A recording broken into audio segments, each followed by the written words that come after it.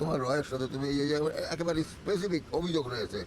আব্দুল্লাহ আরেফ 2 লাখ টাকা নেয় আর 6 শতক জমি লেহে নেয়। সে বড় অফিসার, তার সঙ্গে পাল্লাপাল্লি দরকার না, আমার টাকাটা ফেরত দিলে, আমার জমিটুকু ফেরত দিলে আমি এতেই খুশি। তার মনুষ্যত্ব এত খারাপ যে সে আমার এলাকার এমন কোনো ব্যক্তি নেই যে যারা বিএনপি পন্থী জামাতপন্থী তাদের নামে মনে করেন যে মামলা করে তারা ভয়তে গ্রামে আসতে পারে নাই। না ছি ছি, আস্তাগফিরুল্লাহ। আরিফ ভাই, আমি জীবনে করিনি, আপনারাই মারতে যাবো কেন আরিফ ভাই? ছি। আওয়ামী লীগের সময় বৈষম্যের শিকার হয়েছে, সেই শিকার হয়েছে ওই পার্টটা পায়ে যাইতে যাচ্ছে, কিন্তু মূলত ছিল আওয়ামী লীগ করে এবং মুক্তিযোদ্ধা প্রজন্ম লীগের সভাপতি এবং তার ডকুমেন্ট সবকিছু আছে। শোনেন, ওই যে আমার ঘরে কিছু ইবলিশ শয়তান মাঝে মধ্যে ভর করে, বুঝতে পেরেছেন? এই সব আমার কথা আছে, এটা আমি বুঝতে পেরেছি। আরেফের মতো এই যে দুষ্কৃতী দুষ্ট এই লোক, ওর মতো মানে দুর্নীতিবাজ লোক, হ্যাঁ, কিভাবে পুলিশে চাকরি করে?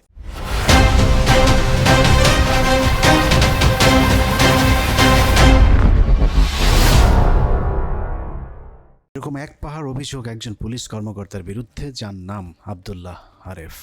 আব্দুল্লাহ আরেফ লোকটা তেমন সুবিধা না, এই এলাকায় এসে নিজেকে অনেক কিছু মনে করে। পুলিশের পোশাক পরা এই কর্মকর্তার নামে আইনের লোক হলেও কাজে সারা জীবন চলেছেন বেআইনি পথে। ঘুষ, দুর্নীতি, জমি দখল, মিথ্যা মামলায় মানুষকে হয়রানি, মাদক আর স্বর্ণ চোরা কারবার সহ অপরাধ জগতের সব অলিগলি তার পরিচিত। আব্দুল্লাহ আরেফকে নিয়ে আমাদের অনুসন্ধান শুরু করেছিলাম, কিন্তু তার শেষ করতে পারেনি, কারণ আব্দুল্লাহ আরেফের বিরুদ্ধে অনুসন্ধানে নেমে কেঁচো খুঁড়তে বেরিয়ে এসেছে বিশাল বড় সাপ। অপরাধের বিশাল এই সাম্রাজ্যে আব্দুল্লাহ আরেফ এক মুকুটহীন সম্রাট। তার সেই অপরাধের বিশাল সাম্রাজ্যের একটি অংশ নিয়ে আমাদের আজকের অনুসন্ধানের প্রথম পর্ব।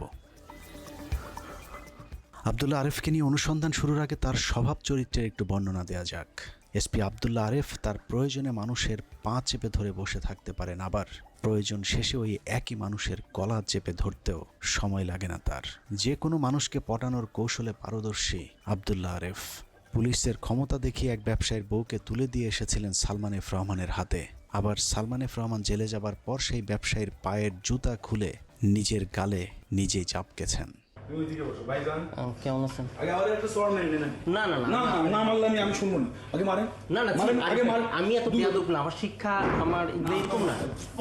আর আরিফ ভাই, আপনি বসেন, আপনার সাথে আমি কথা বলবো ভাই। আপনি এগুলা করেন না আরিফ ভাই, এগুলা করেন না। না না ছি ছি, আস্তাগফিরুল্লাহ। আরিফ ভাই, আমি জীবনে করিনি, আপনারাই মারতে যাবো কেন আরিফ ভাই? ছি, আপনি এগুলা কি করেন? আপনি বসেন তো। 5 তারিখ ছাত্র জনতার অভ্যুত্থানের পর যে 2-4 জন পুলিশ কর্মকর্তার বাড়িতে হামলা হয়েছে, তার মধ্যে আব্দুল্লাহ আরেফ একজন।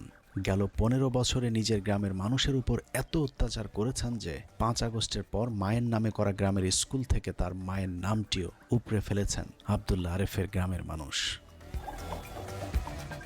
আওয়ামী লীগের কট্টর সমর্থক হয়ে 5 আগস্টের পর পালিয়ে গিয়েছিলেন। মাস 3 পালিয়ে থেকে ফিরে এসেছেন বিএনপি জামায়াতের সমর্থক হয়ে। শুধু ফিরে আসেনি, আওয়ামী লীগের সময়ের চেয়েও শক্তিশালী হয়ে ফিরেছেন। আওয়ামী শাসনামলে নিজের অপকর্মের 16 কলা পূর্ণ হবার পর 2022 সালে ওএসডি হন আব্দুল্লাহ আরেফ।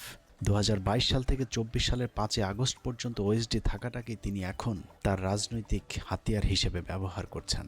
আমাকে দীর্ঘদিন ধরে হাসিনা সরকার আমাকে ওএসডি করে রেখেছে এবং আমাকে চাকরিচ্যুত করার পায়তারা করেছে, এবং হারুন এবং এই টাইপের কিছু পুলিশ, ক্রিমিনাল পুলিশ দিয়ে সে এই পুলিশ বাহিনীকে নষ্ট করে ফেলেছে।